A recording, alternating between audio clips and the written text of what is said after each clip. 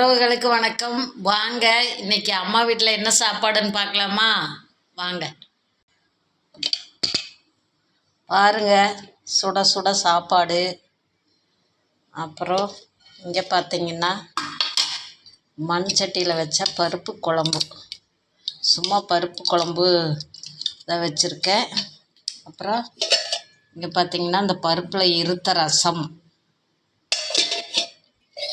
அப்புறம் பார்த்தீங்கன்னா கீரை பொரியல். இது என்ன கீரை? அரைக்கீரைன்னு நினைக்கிறேன். அரைக்கீரை தான். இந்த அரைக்கீரை பொரியல்.